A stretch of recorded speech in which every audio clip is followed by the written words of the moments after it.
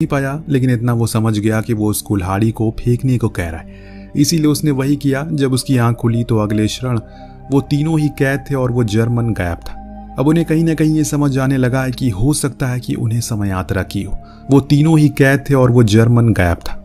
तो उन सबसे पुराने सन की समांथा ने पूछा, क्या 2011 तक समय यात्रा मुमकिन हो चुकी है? तो टॉम कहता है कि नहीं, ऐसा कुछ नहीं बना था।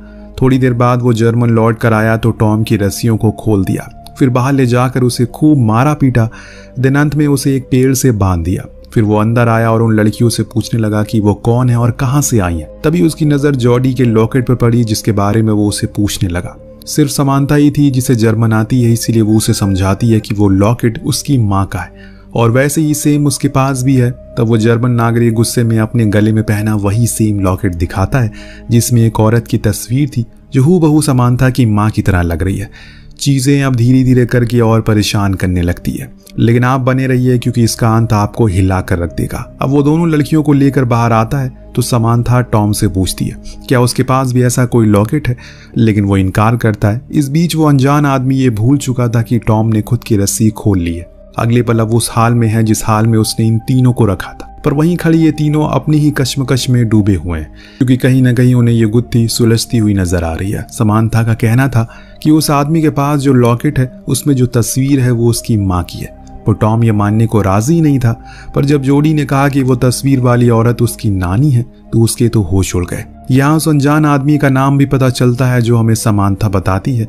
उसका नाम था जो असल में उसके पिता थे। पर सिर्फ यही नहीं, जब समानता ने जोडी से उसकी जन्म की तारीख पूछी तो उसने बताया कि 3 जून 1964 ये वही तारीख थी जिस दिन जोडी की माँ की मृत्यु हुई थी अपनी बेटी को जन्म देते हुए, और वो बेटी कोई और नहीं बल्कि खुद जोडी ही थी। क्यों आपको शौक लगा ना? अब पूरे केबिन में शौक का मातम पसरा हुआ है। बात ही कुछ इस तरह सामने आई है, सभी के होश उड़ चुके हैं।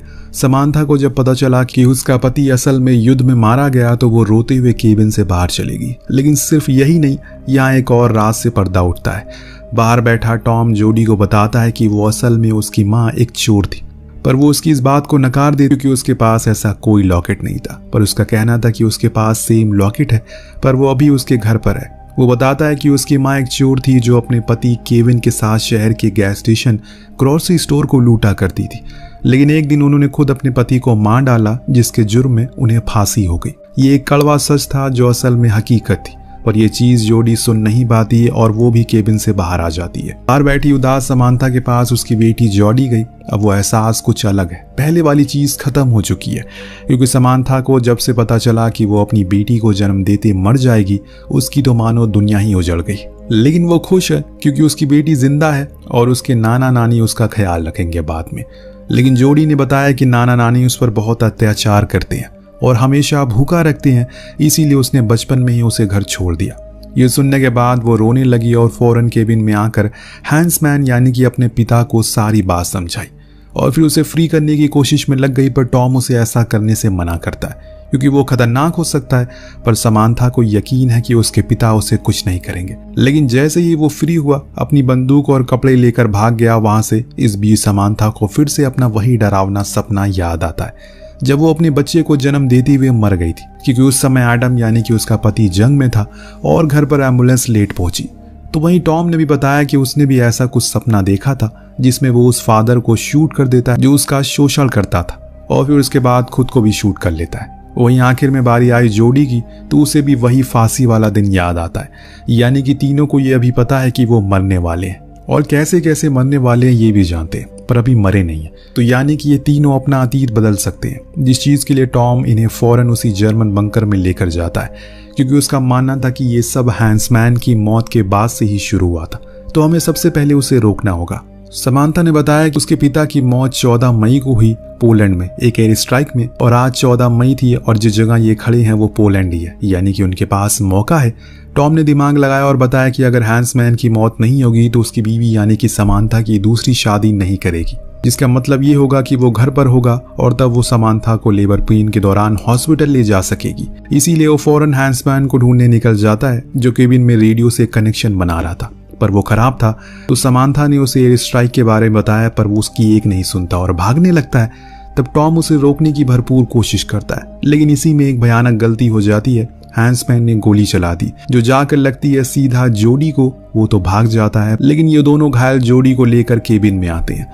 टॉम अब बहुत ही ज्यादा परेशान था क्योंकि अगर जोडी मर गई तो वो कभी पैदा ही नहीं हो पाएगा।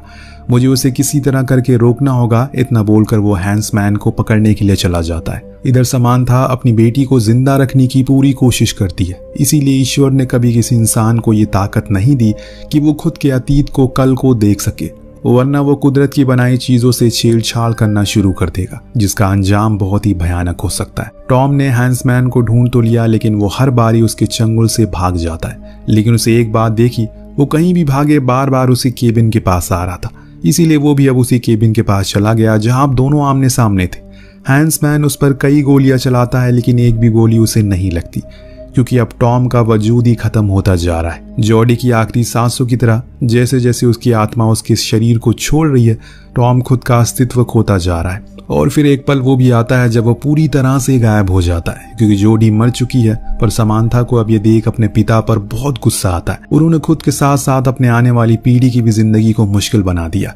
इतना सब कुछ होने के बाद अब जाकर हैंसमैन को उसकी बातों पर यकीन आता है। लेकिन अब क्या, अब तो बहुत देर हो चुकी है। आसमान में रशियन प्लेन नजर आने लगे हैं, इसीलिए दोनों ही भाग, लेकिन बॉम्ब गिरना शुरू हो चुके हैं जिसे समांथा भी घायल हो चुकी है। लेकिन उसके पिता उसे उठाकर बंकर में आ जाते हैं। अब धीरे धीरे करके समांथा का वजूद भी खत्म होता जा रहा है क्योंकि हैंसमैन ने खुद को बचा जो लिया, वो उस समय नहीं मरा जिस समय वो पहले मरा था। यानी कि अब सब कुछ सही हो जाएगा, लेकिन एक चीज अभी भी नहीं बदलेगी। वो क्या था आपको कुछ देर में पता लग जाएगा।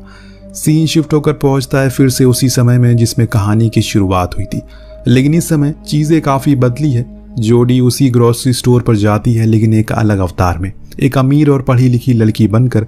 लेकिन जब वो वहां से बाहर निकली तो उसे केविन दिखा जो अपनी दूसरी गर्लफ्रेंड के साथ वही काम को अंजाम देने वाला है, पर एक नई गर्लफ्रेंड के साथ, जिसका मतलब ये है टॉम कभी पैदा ही नहीं होगा क्योंकि जॉडी केविन कभी मिले ही नहीं। और ऐसा इसलिए हुआ क्योंकि समांथा अभी जिंदा है, जिसे हम अगले सीन में देखते हैं, जिसके हाथ में अपने पिता की अस्थियां हैं जिन्हें मान सम्मान के साथ उसने श्रद्धांजलि दे दी 1964 में। अंत में हम फिर से उसी स्टोर में देखते हैं जहां केविन की नई गर्लफ्रेंड अमेली ने सब कुछ लूट लिया, लेकिन अंत में उसकी भी लालच खत्म नहीं हुई और उसकी नजर कैशियर के पीछे रखे उस बॉक्स पर पड़ी जिसे खोलने को उसने कहा, लेकिन कैशियर ने उसे आगाह किया अगर वो अंदर गई तो अब कुछ भी नहीं सुधर पाएगा। पर वो नहीं मानी और बूम एक गोली चली, जिसके साथ ही कहानी का यही पर अंत होता है। दोस्तों, ये एक बहुत ही कमाल की कहानी है जो हमारे और आपके दिमाग को पूरी तरह से घुमा कर रख देती है। वेल, कहानी कैसी लगी हमें कमेंट करके जरूर बताएगा। मिलते हैं अगले वीडियो में। Thank you so much watching. Peace out.